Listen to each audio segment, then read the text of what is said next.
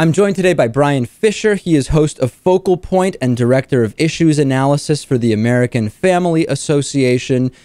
Bryan, let's start first with where a lot of your clips are seen. Right Wing Watch and a couple of other groups like to cover a lot of your statements. They also cover former Navy chaplain Gordon Klingenschmitt. And when I asked him about the coverage he receives from Right Wing Watch, he's very against it. He's filed copyright claims to try to prevent them from carrying his videos, etc.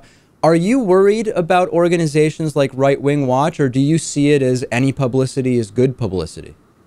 Well, it's not necessarily that any publicity is good publicity, but when I look at the clips that Right Wing Watch has chosen to use for my program, I'll go there, I'll view the clips, I'll see what they have picked to post, and in every case so far, they have picked a clip that would be exactly the same one that I would have picked if it had been up to me. So Right Wing Watch is simply helping me get my message out. There are people that are going to go to Right Wing Watch that don't watch my program, don't listen to my program. This information's getting into their ears, it's getting into their minds. So I know that Right Wing Watch is cyber stalking me, but from my vantage point, they're actually helping me get my message out. And frequently what I will do, David, is I will send a tweet out to the link to Right Wing Watch's coverage of my program because I like the clip that they picked, and I will thank them, give them credit for helping me get my message out.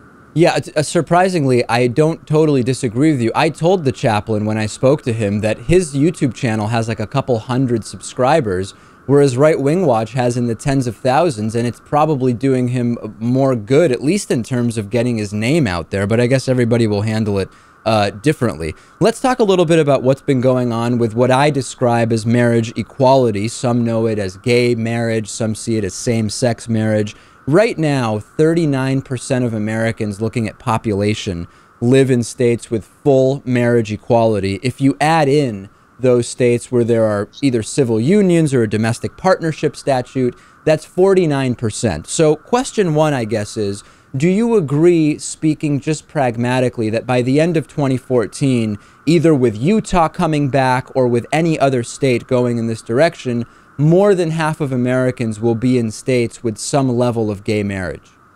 Well, that may be true. There's nothing inevitable about that process. And by the way, going back to your use of the term marriage equality, you and I have talked about this before, David, but it's my contention that homosexuals already have full marriage equality in all 50 states. They can get married on exactly the same basis that anybody else can get married, one adult non-relative member of the opposite sex. Yeah, we've heard that from you, yeah. They've got full marriage equality.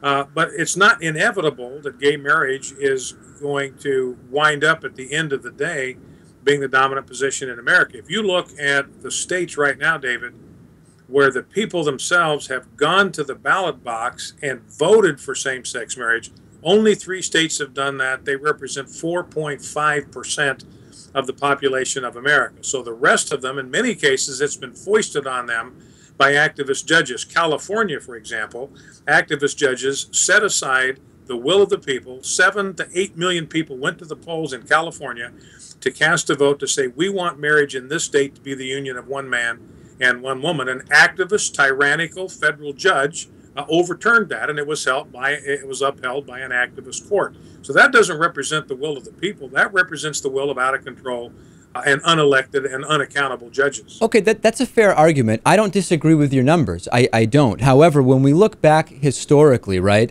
at the time when the decision was made to, I don't know, reclassify black people as 100% of a person rather than 3/5, for example, all citizens weren't checked in with about that, right? I mean, pragmatically speaking, you are right that most Americans have not cast a ballot for marriage equality. I just don't think that's where this is going to be determined in this country in the long run. And history shows us that you don't need people to go out and cast those ballots. Well, trend lines, David, ultimately are irrelevant. You know, back in 2006, gay marriage had lost at the ballot box 31 times in a row. Right. 31 times. The residents and citizens of individual states that had the opportunity to go to the ballot box and cast a vote for or against same-sex marriage. They voted in every single case to uphold and defend natural marriage, one man, one woman. Now, the homosexual activists at at that point. They did not say, look, the trend is running against us. We've lost every single time. We're 31-0. This is hopeless. It is helpless. The future is bleak.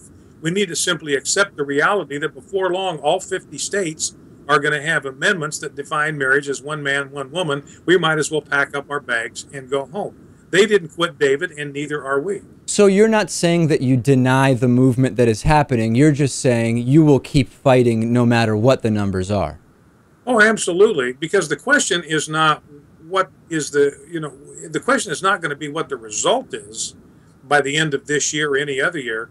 The question is whether that result is right, whether that result is in accordance with the laws of nature and nature's God, and whether that result is good for America. If it's not good for America, and I don't believe it will be if that's the way it goes, then it's incumbent upon us to fight for natural marriage, and we will do that. Speaking of just whether we agree about certain basic facts, Derek wrote to me and he said he wanted me to ask you about your reaction to every subsequent younger generation being more secular, less religious, and more in favor of things like legal and safe access to abortions, same-sex marriage, teaching of evolution in school, etc.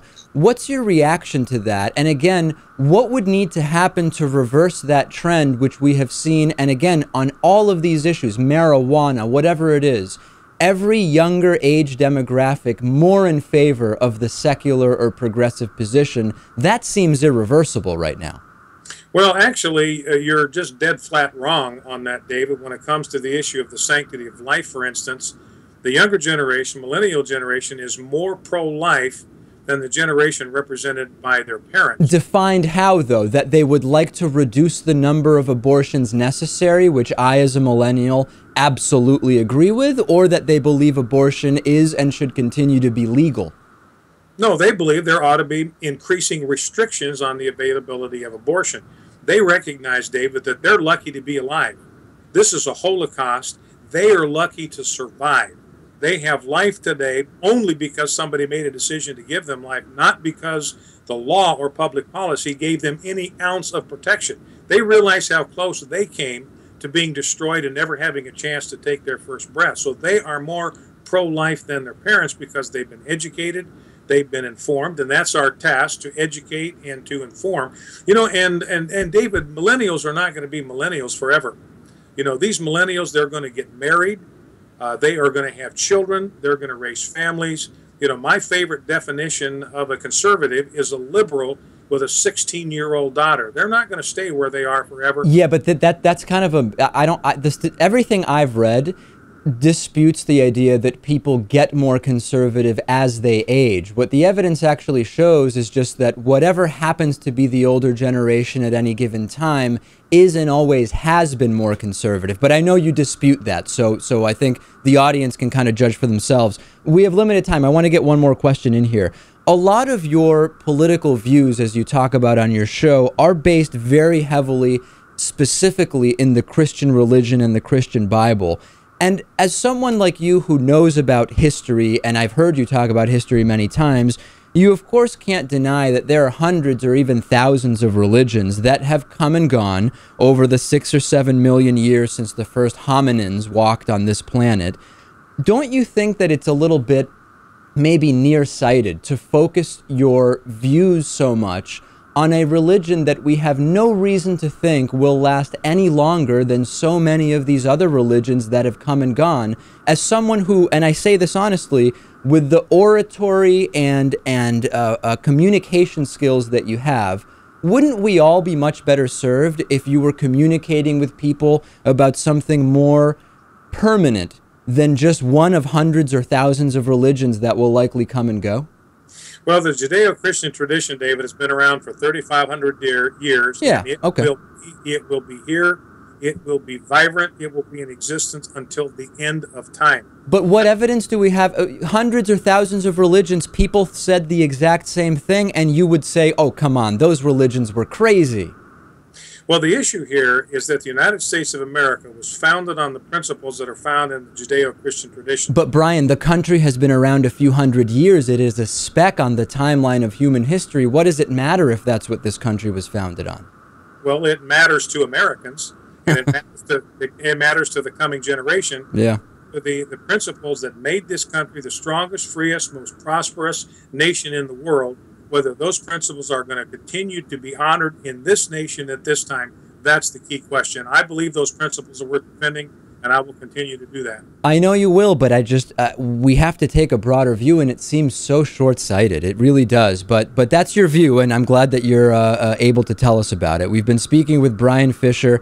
He is the host of Focal Point and director of Issues Analysis for the American Family Association. Bryan, we don't agree on much, but it's always interesting to talk to you. All right, David. Thanks for having me on.